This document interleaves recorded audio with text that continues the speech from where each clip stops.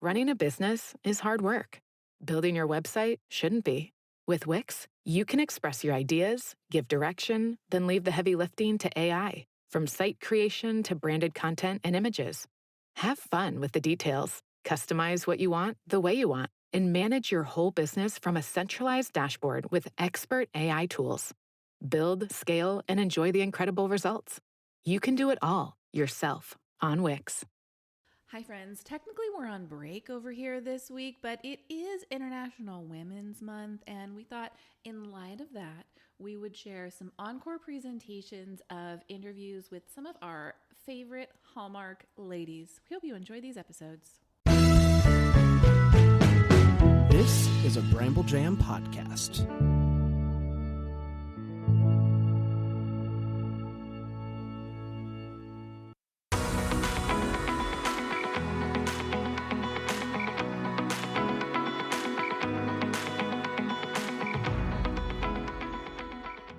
Welcome to Girls Gone Hallmark, a Hallmark review podcast. I'm Megan, and I'm a longtime Hallmark fan. I'm Wendy. I'm a former Hallmark hater. Today, we are joined by the lovely, talented, super smart, super funny Ashley Williams. We asked her here because we really wanted to talk small town setup. And then as I was sitting down to make my notes, I was like, wait, I want to talk about this and I want to talk about this. So we're going to go as fast as we can to get through as much. Rush.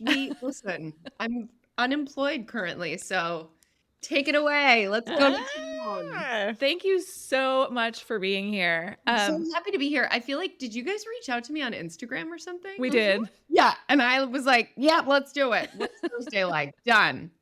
Yeah, that's our MO. A lot of people go through more official channels. We're like, it's working for us. That's so my vibe. Like, I am my own publicist. Yeah.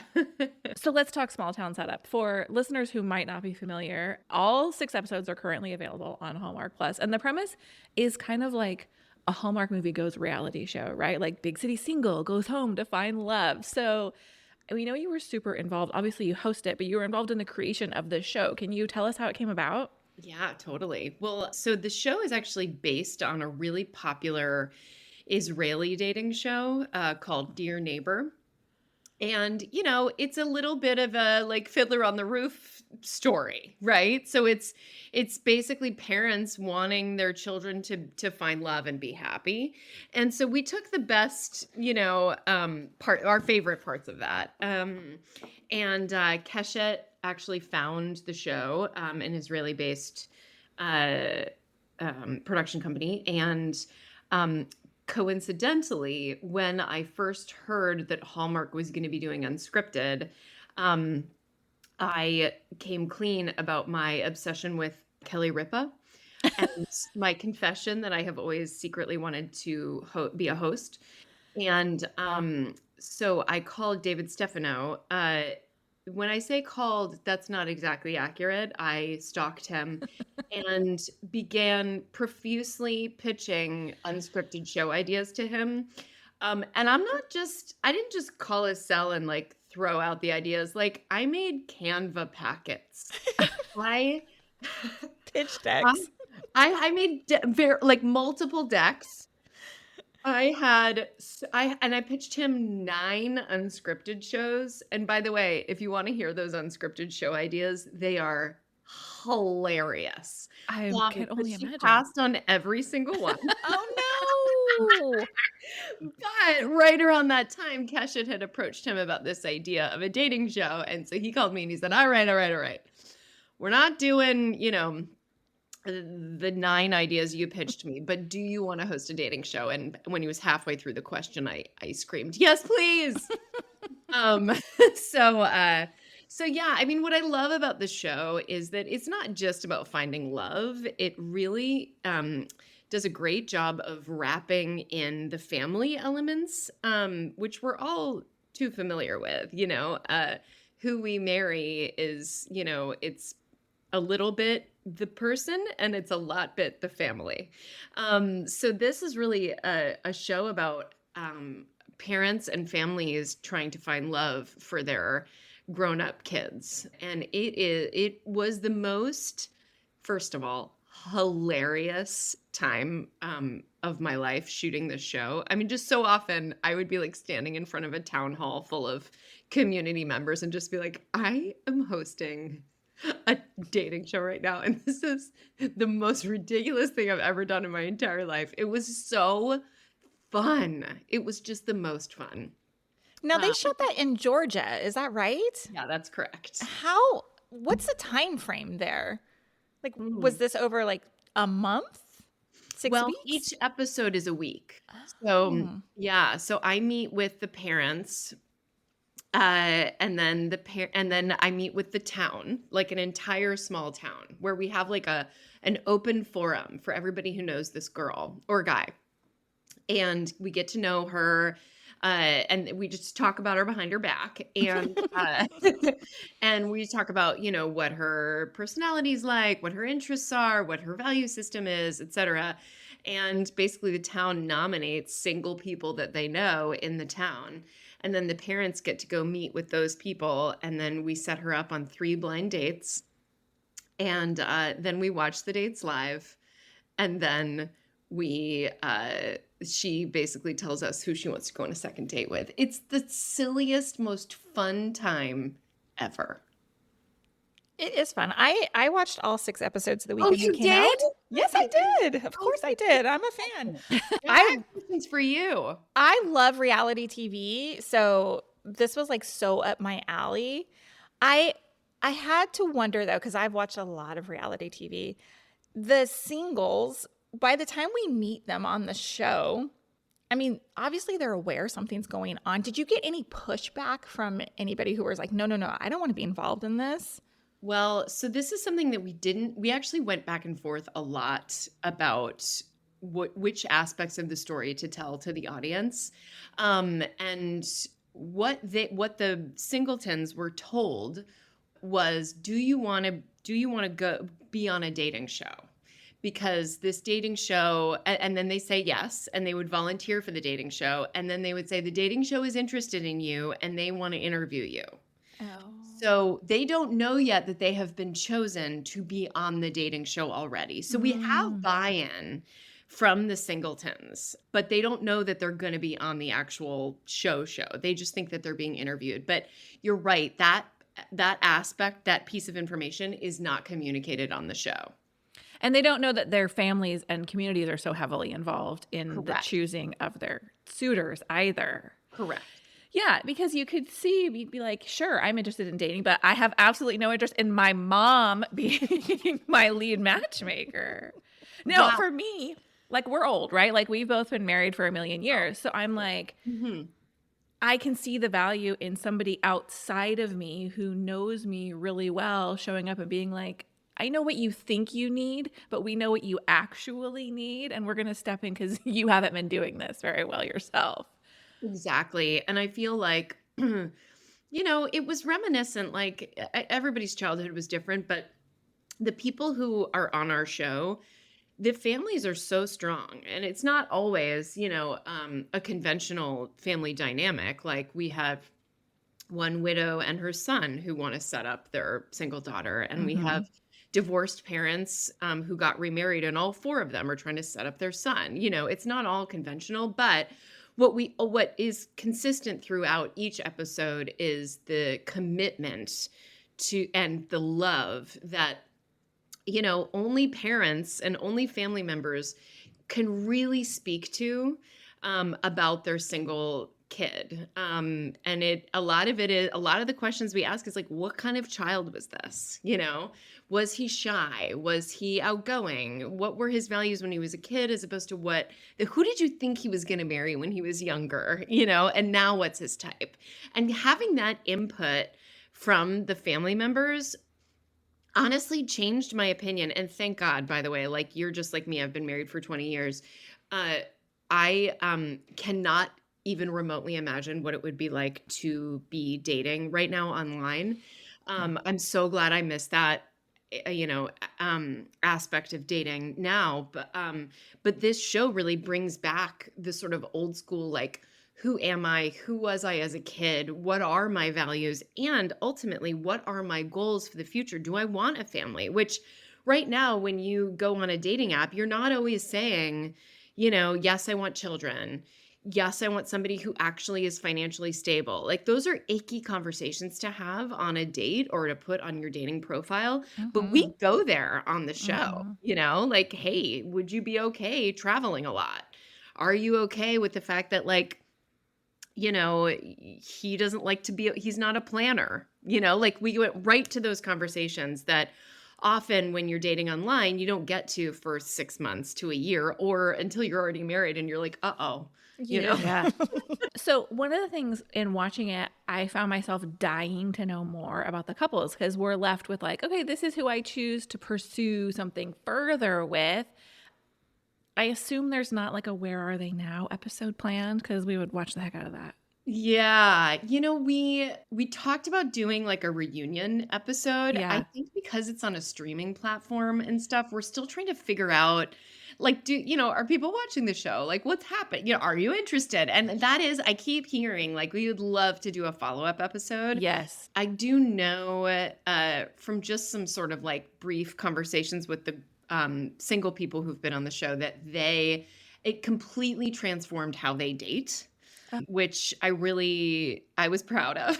I was like, Yeah, of course. And, what I kept hearing is like, I'm going to be more upfront about, who I am as, a dating person from now on, et cetera.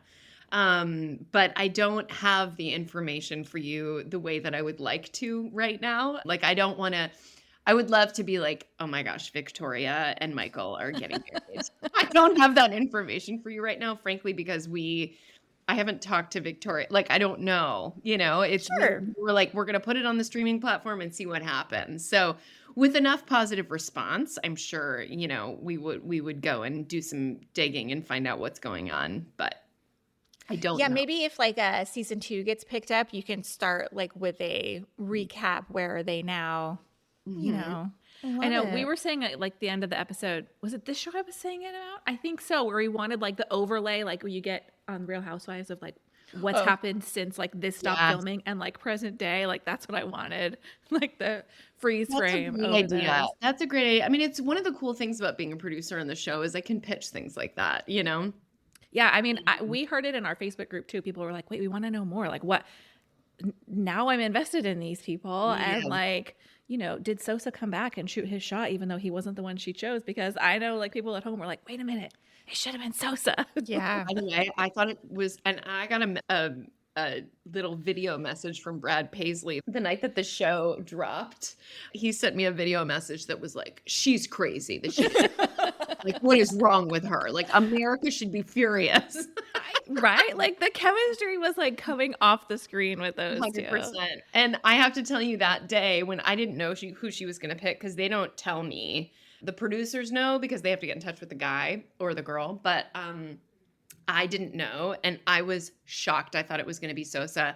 And afterwards, I went up to the producer and I'm like, can we get Sosa's phone number and just stick it in her back pocket just in case? Like, because this guy, like, I would have dated Sosa. Yeah, well, they just seemed like such a good match. So yeah, so fun. The food and the Yes. I loved it. Yeah, that's the stuff that you like don't really think about, like the little ways in which you connect with people. Yeah, totally. Yeah. It's Thanks a for great watching show. the show. I appreciate it. You guys. Yeah. It was really good. Super Yeah, fun. we were a little surprised that they dropped all the episodes at one time. Some part of me really enjoys that because I love to like binge out and watch all the things at one time. So I was happy that they did that. I think there's pluses and minuses. Like we've talked about, when you draw something out over the 6 episodes, like it creates appointment television. It creates this like shared experience of like they're coming out one at a time. And so you can talk as opposed to them all coming out at once. And then not everybody's on the same page. I think there's advantages to both. Mm-hmm. I was just gonna say, like, I think you could have gone either way.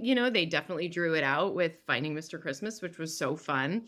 But I also think like Hallmark is now really embracing the streaming idea. Mm-hmm. And dropping all the episodes at once is in keeping with that. Sure. It's like, I want it to be on Netflix. I want everything to be available all at once so that people can go at their own pace, but that there's a lot of content that is really satisfying.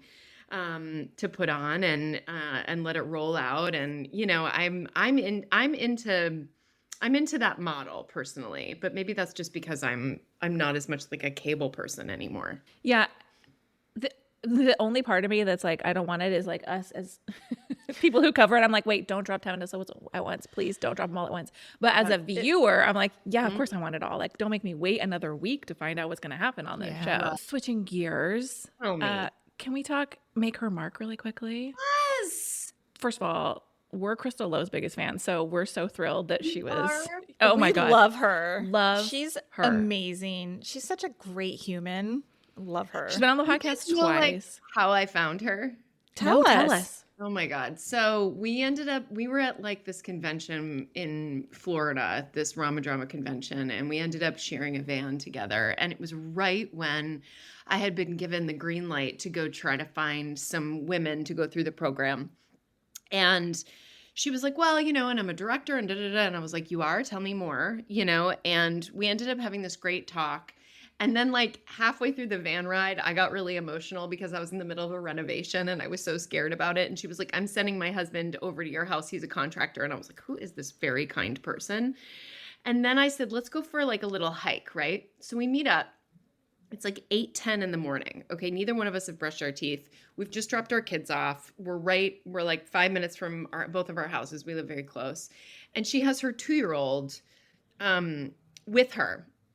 And she's got him, he's sitting on this picnic table in the parking lot, and she's just leaning over and just nursing him, right? This girl is amazing. Awesome. And then she's like, hey, and she like throws him behind her on this like pack and hikes up the entire mountain talking about everything that she's writing, directing, program she's applying to, who she wants to be as a filmmaker. And like halfway through, I was like, you're, and I say to this day, I'm like, she's my greatest discovery. Like because I plucked her. I mean, she's, by the way, such an amazing actress too.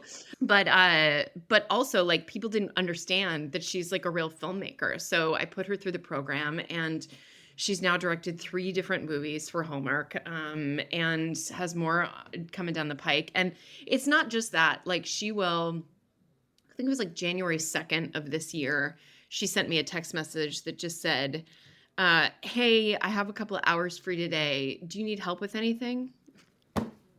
Oh, she's awesome. She's on. amazing. Of course, I was her. like, do you need my Christmas cards? No. I did cross my mind. I'm like, can I make you some tea and we'll do my Christmas cards? But I didn't. I'm not going to take advantage of her. But she's just the kindest, nicest, and by the way, absolutely brilliant women. She's wonderful. Yeah, we discovered her because we did a Signed, Sealed, Delivered deep dive last summer on the podcast. And so, that's kind of was our like origin story. And we've had her on since to discuss like her Christmas movie. And she's so smart. She's so fun. And I think the biggest shock for me, this is going to sound so stupid, but like she is so Rita on Signed, Sealed, Delivered. Like she is so that character. And then you meet her and you're like, wow, that's not who you are at all. Like, you're acting. Yeah, totally. You're a great actor. Yeah, she's so fabulous. I love her so much. Yeah, she's wonderful. Thank you. I'm glad you agree. So what's happening with the program right now? So what we did was, I raised my hand and said, because honestly, the majority of the people that have gone through the program so far are plucked by me. It's through who who your agent is, who you know at Hallmark. And then we do an interview process and all this stuff. And so we have this like little incredible collection of women. 2 of them we're waiting for 2 of them one of them is shadowing now. 2 of them have already shadowed. And so those 2 are about to direct their first movie. Wow. We've got 1 shadowing. And then I said, it's just, we're not a diversity and inclusion program if it's who like it's just not. We have to open up applications globally. And they totally agreed. I mean, this executive team that I work with at Hallmark is So smart. They really understand my philosophy and respect it and are working with me, which I really appreciate. So they said, yeah, let's open up applications. So we opened up applications wide in the spring. We got 390 applications, and it was overwhelming, not just because of the number, but because of the caliber of applicant. So it just is like further evidence, like women, especially creative women, are just so capable, so responsible, so on it, so women are doers and also have strategy. And anyway, I was absolutely blown away. These are women who are DPs. They've gone to film school. They've been directing for 15 years. They have 3 children. They are taking care of their mothers, and they have full-time jobs. But also on weekends, they're shooting short films that communicate an aspect of their storytelling and their voice that they're not able to express in other ways. Like, these are our people, and they should be behind the camera making Hallmark movies. So it took me a while to get through those applications. We have it now narrowed down to 20 applicants right now, and we're actually meeting on Friday to figure out the next steps with those. But we're going to announce basically in the next couple of months 2 more rounds of Make Her Mark group, which is 6 people. 6 women are going to go through the program, and then I've got a little bit of scholarship money that I can give out. So we're just trying to figure out where best for that to go, etc. So that's where it is. You know what? I would love a reality show about Yes. this process. Would be I amazing. pitched that show. It would be so wild to watch. I would love that. Yeah, people love the behind the scenes stuff. Yes. Yeah, it's interesting. I have to tell you, it's a challenge. Running this program is hard. There aren't quite enough resources. It's a lot of the time it's just me. I have honestly been relying on Crystal. Hey, will you watch the short film? Tell me what you thought. Because each application is an essay, a resume, a letter of recommendation, 3 work samples, and each application probably takes an hour to go through in a responsible way. So a lot of the reality show would just be me bending over the computer like this, Stop. trying to be like, oh God, okay. It would all come together. I mean, are you familiar with that show? I don't HBO's Project Greenlight. They did like a reality behind the scenes like years ago. I don't know.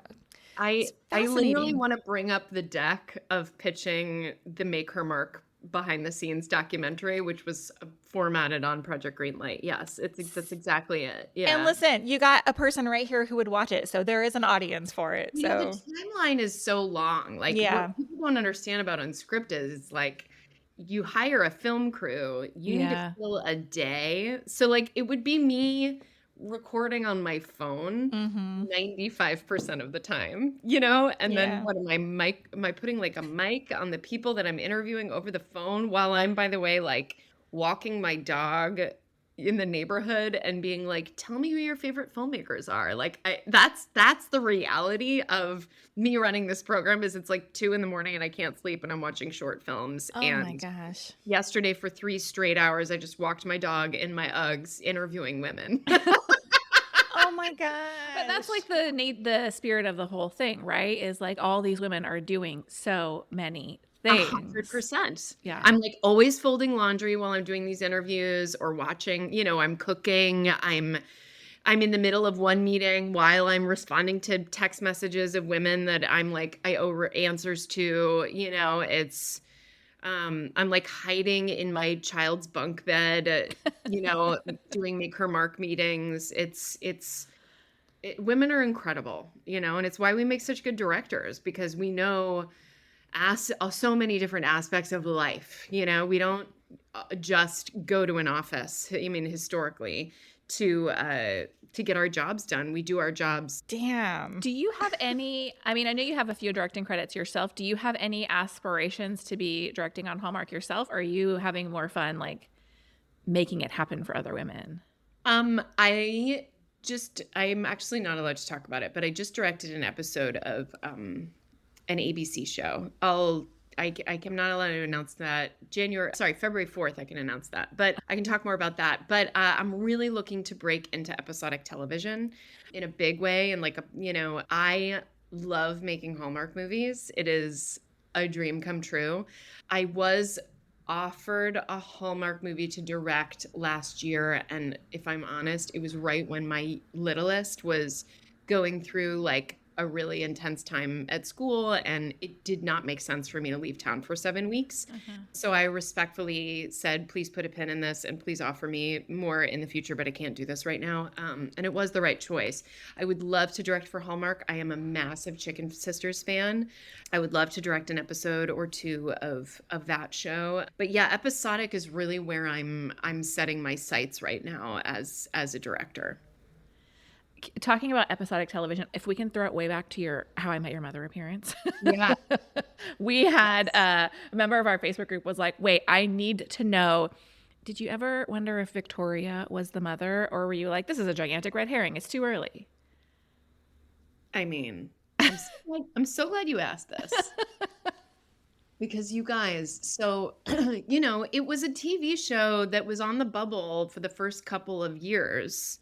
And every time the show almost got canceled, I got a call saying, they're going to make you the mother if the show gets canceled. Are you available? Blah, blah, blah. And then the show would get picked up and I wouldn't be the mother. Right? Oh my gosh. So basically, like, I kept being like, I think I'm going to be the mother on this show. Like, this is, for years. Uh-huh. And then that stopped happening when the show became a hit. And then at one point they were having an issue with contracts. And I got another call saying, all right, the contracts aren't going to, if we have to, end the show in one episode, you're going to be the mother. And this is like 10 years in. And at the 11th hour, the contracts were all signed.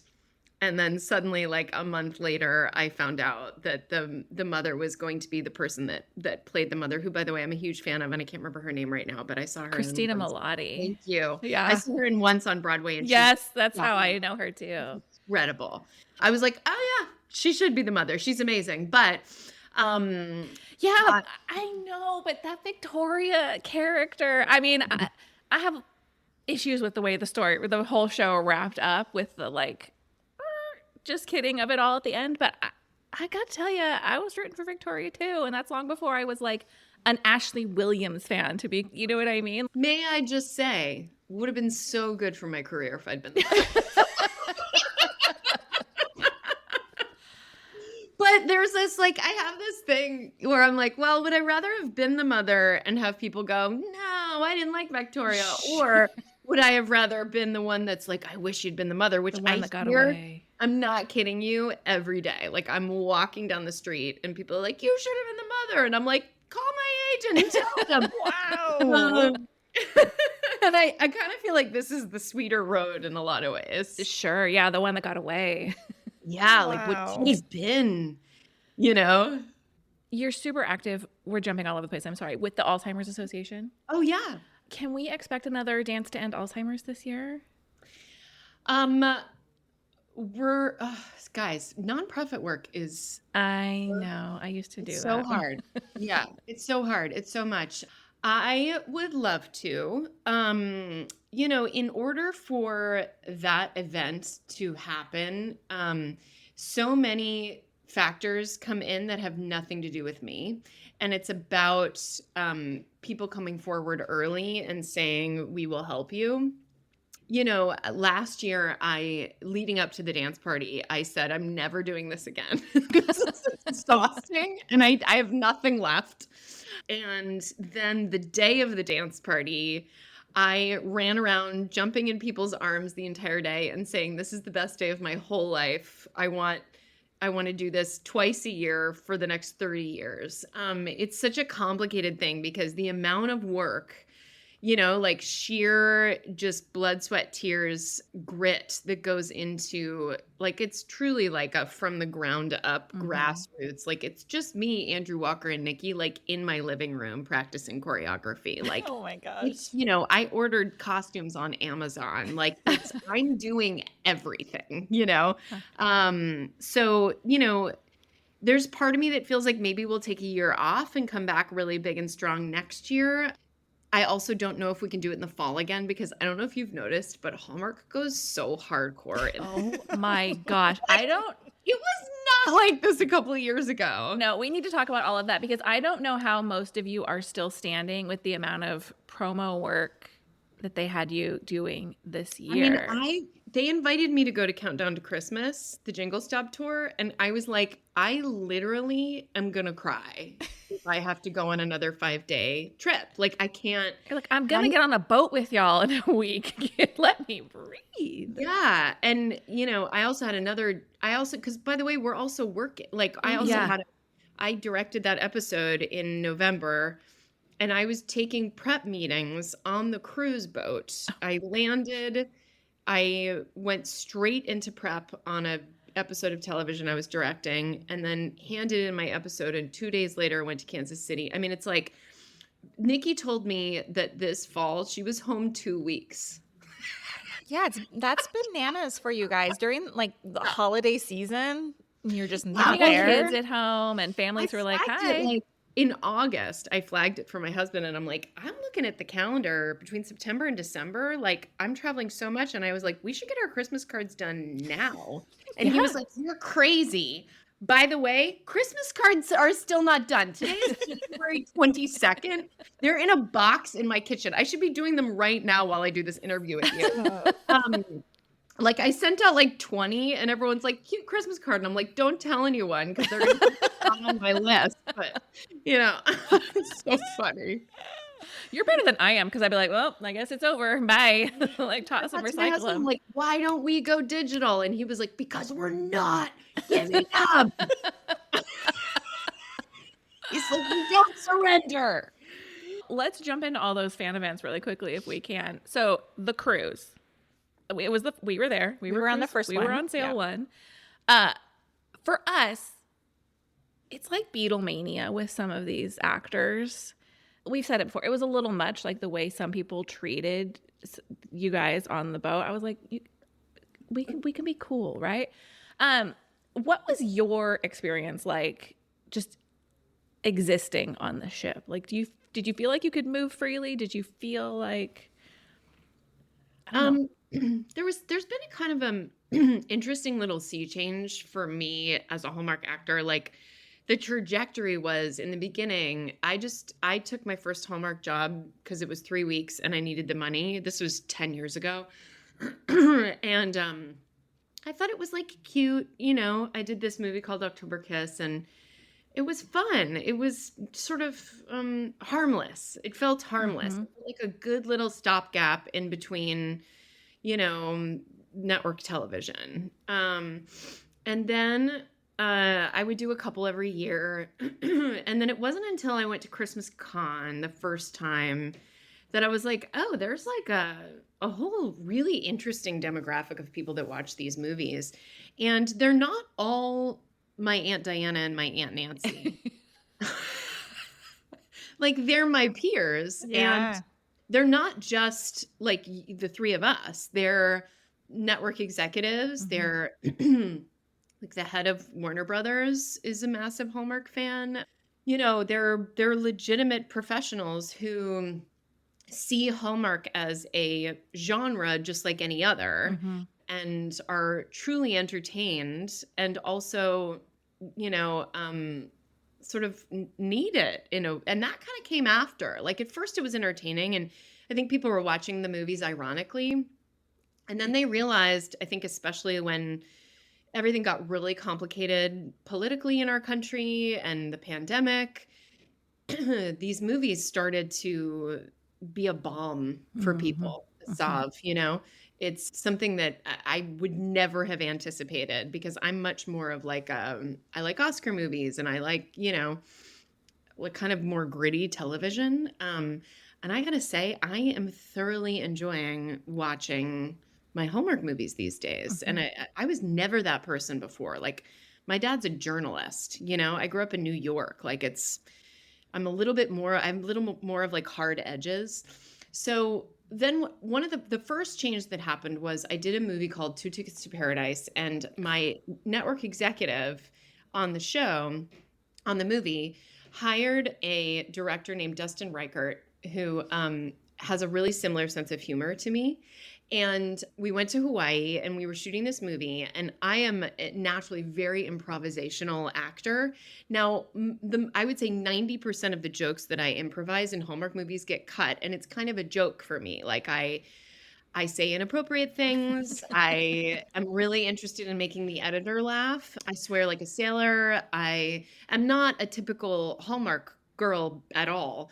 But Dustin Reichert basically kept 98% of my jokes on that movie. And for the very first time, I watched the movie and was like, this character feels like an authentic version of me, which I had never really been able to play before in a Hallmark movie. And it changed things for me because I started to really pour my heart into the movies, because it no longer felt like a color by numbers job, a stopgap in between my real job, my day job. It wasn't my day job anymore. It was an opportunity for me to storytell authentically. And then when I started to go to these Christmas con events and communicate with fans and grill them about what movies they liked of mine, what they didn't. And those people are honest. I mean, They sure are. I had this woman look me right in the face and go, "You're very annoying." And I was like, "Great. Where have I been the most annoying? You know, like, I want to know, like, tell me, you know?" And I've learned so much from those fan events. And so when I went on the cruise, I felt much more sort of understood as a Hallmark actress, especially because like the first time I went to Christmas Con, et cetera, I had been, you know, performing in a way that felt like a day job to me. But once I started to really invest in the work, I now feel authentic to myself. So when I am on something like the cruise, I was able to really let my freak flag fly. And the more I do that, the more my little niche of the Hallmark audience can find me. And that's where I started really having fun. So the cruise was just a further example of, you know, like, watch Christopher Palaha and myself get wasted in 45 minutes on 6 drinks and were you guys in the audience that day? No, unfortunately. Yeah, I was like doing tongue twisters, and I said like the only way that I can describe hosting the whiskey tasting on the Hallmark cruise was, it was like pulling my pants down slowly in front of 200 people. Like, it was so intense. I got drunk by accident, but there was no other way around it. Like, we had to be drinking all this alcohol. Anyway, and then, you know, we did this like very silly like improv game, which is essentially like a herald where Julie Sherman Wolfe read you know, I think it was like a horror Christmas movie. Yeah, or we were something. in the audience for that. You yeah. were spectacular You were so in fun. that. Thank you. Thank you. But that was me performing as authentically me, the way that I perform normally in my primetime actress life. I was not like, that's me. That's how I work. But normally my Hallmark stuff, it feels like a day job, and that's no longer the case. I also got to host a couple, or like go and do some meet and greets for you know, before they aired Jingle Bell Run, and suddenly like I was doing 15 minutes of stand up in front of, you know, all like 500 people, and completely at ease because I feel like I'm able to be me. And that means like I'm going to make jokes about how like I'm in perimenopause and I should have worn a sports bra when I was shooting Jingle Bell Run because my boobs ached from all the running. And by the way, like, wish I hadn't chosen ankle boots and skinny jeans for that movie because I'm running the entire time. And also the fact that Andrew Walker is such a good kisser. And I say this in front of my husband. Like, holy cow, that kid is so dreamy. And I have the best job in the entire world that I get to kiss all these Canadian men. Oh my gosh. Can we talk about Jingle Bell Run for a minute? Yeah. So we saw that on the cruise. It was our premiere movie on the cruise. You were busy, so we weren't in one of the ones where you got to come out and like. I'm sorry. It's No, okay. I think you guys were doing like photo or ops. whatever. Yeah. It's okay. We loved that movie. Oh, good. It was one of our top movies of the entire year. Seriously, you guys? 100%. For real. Yes. You know, I think it's important to say, like, when we watched that movie, it was November 6th. We were in a really weird headspace. We cried at breakfast. We're like, we just need to go watch a Hallmark movie. That's all we wanted out of that moment. First of all, I cried at 3 separate points during the premiere, and I was like, this movie was amazing. It was amazing. But then we come home, and we watch it on TV, on our couch, no live audience. It's me and my husband. I'm like, hey, this movie holds up. Like, this is really? That's good. So It's a great movie. I'm telling you, and I tell this to Megan all the time, the scene where you're running and you find the bell and it's shot in like slow motion. I bawled my eyes out. Look, I'm a former Hallmark hater.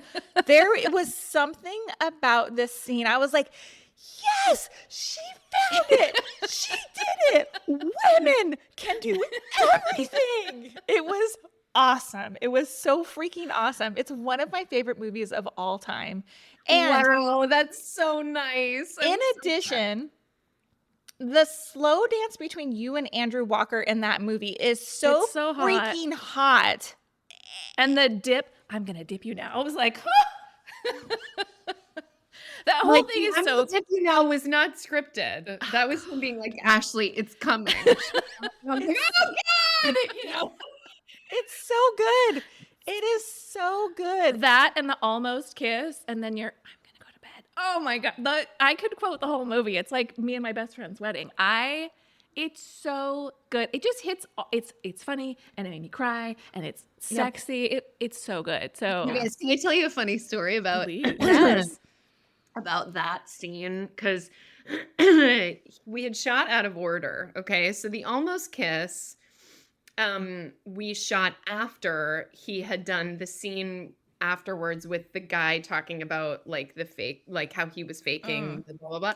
So he was not wearing a Santa hat when he shot the scene with the producer guy. But when he was giving out the presents, he was wearing a Santa hat, right? And Andrew realized this and was like, you need to take the Santa hat off of me at some point during this scene. I have to lose it because I'm not wearing it the next time the audience sees me. And I'm like, oh, okay, yeah. And I pitch him a couple of like funny ways, you know, for like I think his line is something like, we make a good team. And I say something like, well, this isn't a part of that uniform or something like that. And I was like, it could be like some joke like that. And he goes, no. Guys. He goes, no. You know what you're going to do? You're going to just come up like for the almost kiss and you're just going to like rip it off my head in a really sexy way. Now, side note, I've said this before. Andrew Walker, one of my best friends. Andrew Walker and Neil, my husband, are best friends. Cassandra, his wife, one of my best friends, are children, best friends. They love it. Right?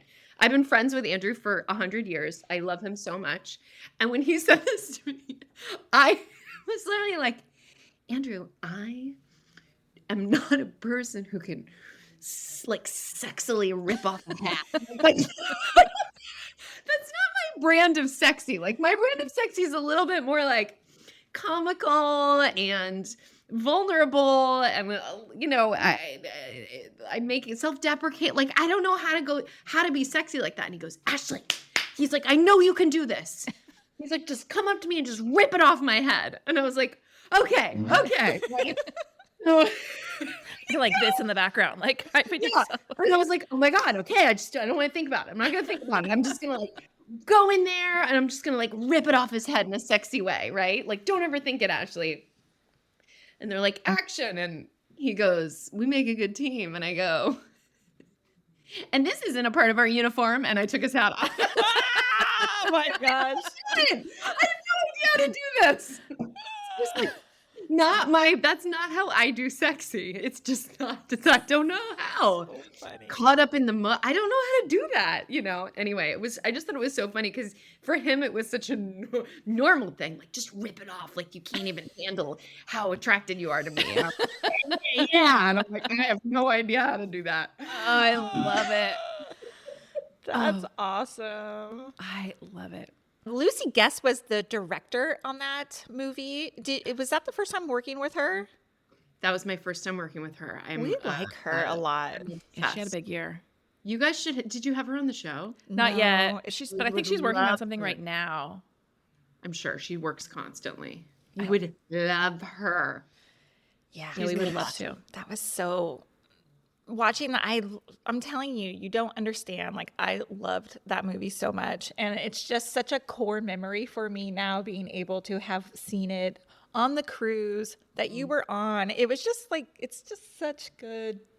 Yeah, I think you're right about those fan experiences really do something to build the fandom. That sounds so stupid. Obviously they do, but like us having seen like you and your fellow Hallmark stars, like they're having these kind of human moments makes us feel connected to you guys in a different way. I'm like, oh, I can appreciate this person on screen in a different way after watching Brendan Penny be like all in on the Festive Feud game, right? I'm like, Totally. it does something. I think there's a real benefit to it. And I think we've made a Hallmark podcast for 5 years. And I think until being on that cruise, which is our first Hallmark fan event, I don't know that we realized quite the level of dedicated fandom that existed. Yeah. Well, it's a really specific kind of, it's a little bit like Comic-Con-y. Yeah. Like a little bit of, it's very specific. And like, we're not parading around like Angelina Jolie. Like, I'm not Julia Roberts. But what I am now, and what I've sort of learned about who I am for a Hallmark audience is I represent you. So it's like, I am scared. I am looking for love all the time. I am a little bit, confused about how fancy I'm supposed to be. Does my hair look okay? Is this dress too weird? Like, I am every man, every woman, and for the women, I represent you. So Ryan Pavey comes in with his shirt off. That was not scripted. I was like, oh my God, you're not wearing a shirt. We love that movie too, by the way. Yeah, that's a great movie too. That was a good movie, right? But that's being able to be authentic to who I am makes you able to see yourself, because the truth is we're all fighting the same war together, and it's being a woman is so complicated. Being in love is so complicated. Making a plan for your life, figuring out who you are, it's hard, it's scary, it's vulnerable. And that's what, if I can tap into how it feels to be you, then I can play these characters authentically. And then you can see yourself, and then we can hug at a fan event. Yeah, for sure. Speaking of your resume, the sister swap movies you did with your sister, the two-parter kind of was so different for Hallmark that year when it came out. Do you have any desire to do another movie with your sister? I do. And we have one that we're working on. Yeah, that's all I'll say. It's written. I am obsessed with it. I love it. And we're working on it.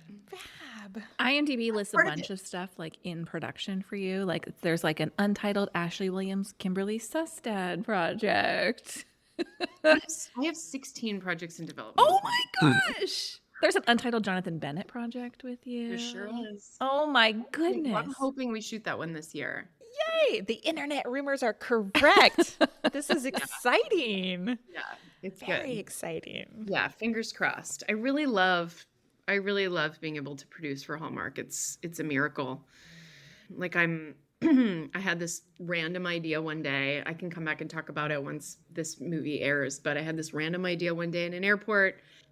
Ran into Julie Sherman Wolfe that night at a party, pitched it to her. 2 days later, Hallmark bought it, and I'm leaving in 2 weeks to go shoot it. Like, it's a miracle. Oh, we need to have you two on together. Yeah, you and Julie both. Julie was our very first guest. She was the first interview we ever did. Yeah. Oh my God, I love her so much. We have a couple projects with her. Oh my God, that's I'm so writing it down fun. so I don't forget. Okay, but we're going to so- circle back to that when we can.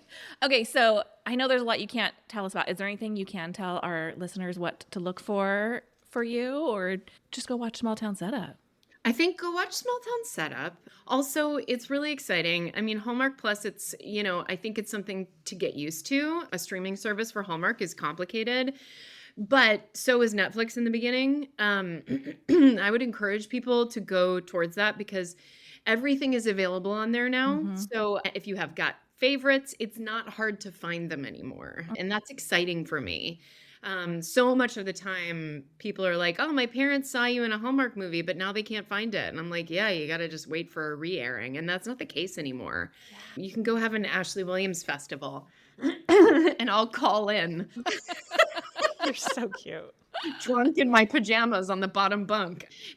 So it's, I think embracing the streaming service, I think this is the future for Hallmark. I'm really excited about it. And I think it's going to take us a little while to get used to. Like, my Aunt Diana's very confused. Yeah. No, there's no lie here. We have a Facebook group and it's always questions like, how do I get Hallmark Plus? Where do I find this movie? And we're always like, okay, this is how, let me, here's the step down. I don't understand why it's here and not there. Yeah. My aunt doesn't have a computer, or she does, but she doesn't know how to open it or something. And she's like, I want to watch your movies on the phone. So I sent her a 1-year subscription to Hallmark Plus, and she's like, I can't enter it on the phone because information's on the phone. And you know what I mean? It's like, Oh, you have to write down the code on a piece of paper and then enter it. And she's like, well, it's asking me to add my credit card. I'm like, where's your credit card? She's like, downstairs. I'm like, I'll call you in a couple hours. Oh my goodness. It's complicated in the beginning, Yeah. and once we get our sea legs, this is the future. This is how you're going to be able to be watching Hallmark movies all day. yeah, and they're commercial free. Join the wave of the future, man. I'm like, I want to wait and watch it because now I don't have to watch it with commercials on cable. 100%. Yeah. Watch it the next day. Yeah. Watch it the next day. Mhm. And there's a ton of exclusive stuff. I mean, we rode so hard for finding Mr. Christmas. Like, if you missed that, go back and watch it because the reality wave of the future is happening on Hallmark Plus. Yeah. 100%. Yeah. And I'd love to do another season of Small Town Setup. I had the best time shooting that. Think you would do a different location, like new small town? I mean, I know it was different towns, but all in Georgia. I don't know. Yeah. I ultimately, frankly, that's probably mostly about tax credit Sure. and brand wise, frankly. So that's a little bit above my pay grade, but I loved shooting in Georgia. They were so wonderful, so kind. The crew is incredible. So I would do that again in a heartbeat. And then, yeah, I want to shoot this Jonathan Bennett movie this year. And I've got another movie that I'm writing that hasn't been announced yet that I want to shoot this summer. So, Hey. Man, you got a lot going on. I do have a lot going on. I'm so tired. I Not enough coffee, girls. Anyway, thank you for having me on your show. Thank Thank you you so so much for much. doing this. Thank you for listening to Girls Gone Hallmark, a Bramble Jam podcast. If you love this podcast, we love your 5-star ratings and reviews. You can leave them in the Apple Podcast app. We'll see you next time. Bye. Bye.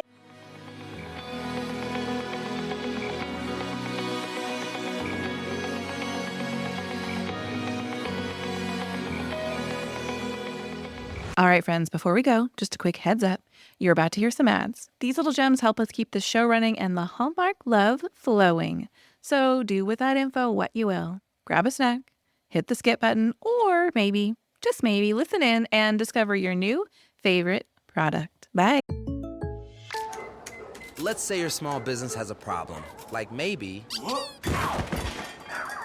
one of your doggy daycare customers had an accident.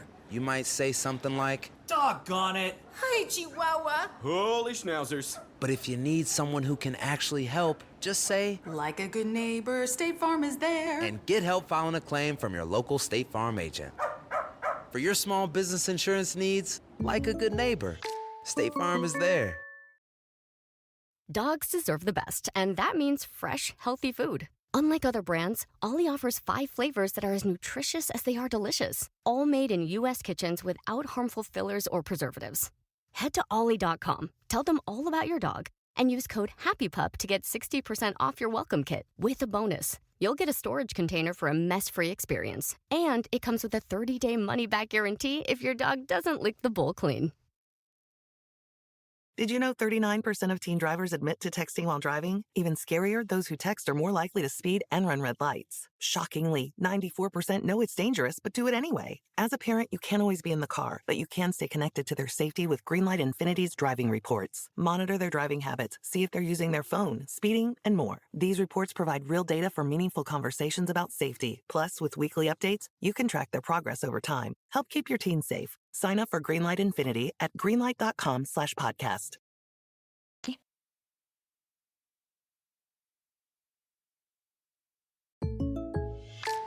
If your small business is booming, you might say, Cha-ching! but you should say, Like a good neighbor, State Farm is there. and we'll help your growing business. Like a good neighbor, State Farm is there. Dogs deserve the best, and that means fresh, healthy food. Unlike other brands, Ollie offers 5 flavors that are as nutritious as they are delicious, all made in U.S. kitchens without harmful fillers or preservatives. Head to ollie.com, tell them all about your dog, and use code HAPPYPUP to get 60% off your welcome kit with a bonus. You'll get a storage container for a mess-free experience, and it comes with a 30-day money-back guarantee if your dog doesn't lick the bowl clean. Did you know 39% of teen drivers admit to texting while driving? Even scarier, those who text are more likely to speed and run red lights. Shockingly, 94% know it's dangerous but do it anyway. As a parent, you can't always be in the car, but you can stay connected to their safety with Greenlight Infinity's driving reports. Monitor their driving habits, see if they're using their phone, speeding, and more. These reports provide real data for meaningful conversations about safety. Plus, with weekly updates, you can track their progress over time. Help keep your teens safe. Sign up for Greenlight Infinity at greenlight.com/podcast.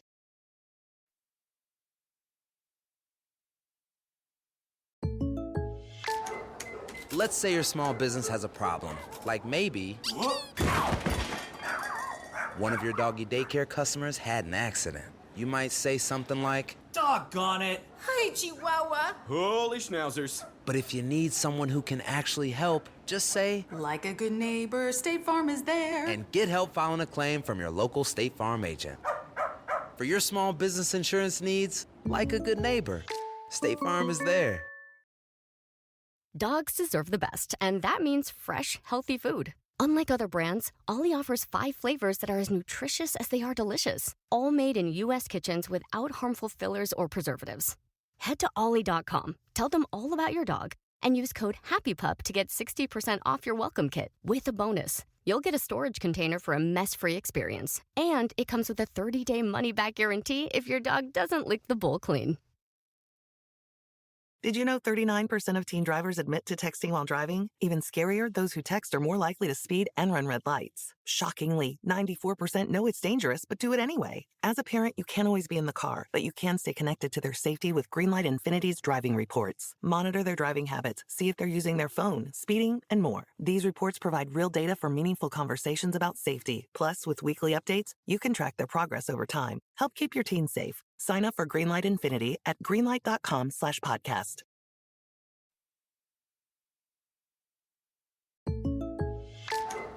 Let's say your small business has a problem, like maybe one of your doggy daycare customers had an accident. You might say something like, Doggone it. Hi, Chihuahua. Holy schnauzers. but if you need someone who can actually help, just say, Like a good neighbor, State Farm is there. and get help filing a claim from your local State Farm agent. For your small business insurance needs, like a good neighbor, State Farm is there. Dogs deserve the best, and that means fresh, healthy food. Unlike other brands, Ollie offers 5 flavors that are as nutritious as they are delicious, all made in U.S. kitchens without harmful fillers or preservatives. Head to ollie.com, tell them all about your dog, and use code HAPPYPUP to get 60% off your welcome kit with a bonus. you'll get a storage container for a mess-free experience. And it comes with a 30-day money-back guarantee if your dog doesn't lick the bowl clean. Did you know 39% of teen drivers admit to texting while driving? Even scarier, those who text are more likely to speed and run red lights. Shockingly, 94% know it's dangerous but do it anyway. As a parent, you can't always be in the car, but you can stay connected to their safety with Greenlight Infinity's driving reports. Monitor their driving habits, see if they're using their phone, speeding, and more. These reports provide real data for meaningful conversations about safety. Plus, with weekly updates, you can track their progress over time. Help keep your teens safe. Sign up for Greenlight Infinity at greenlight.com/podcast.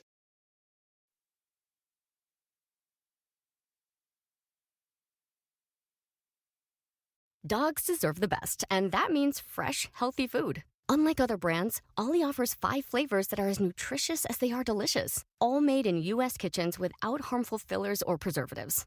Head to ollie.com, tell them all about your dog, and use code HAPPYPUP to get 60% off your welcome kit with a bonus. You'll get a storage container for a mess-free experience, and it comes with a 30-day money-back guarantee if your dog doesn't lick the bowl clean. Did you know that parents rank financial literacy as the #1 most difficult life skill to teach? Meet Greenlight, the debit card and money app for families. With Greenlight, you can set up chores, automate allowance, and keep an eye on your kids' spending with real-time notifications. Kids learn to earn, save, and spend wisely, and parents can rest easy knowing their kids are learning about money with guardrails in place. Sign up for Greenlight today at greenlight.com/podcast.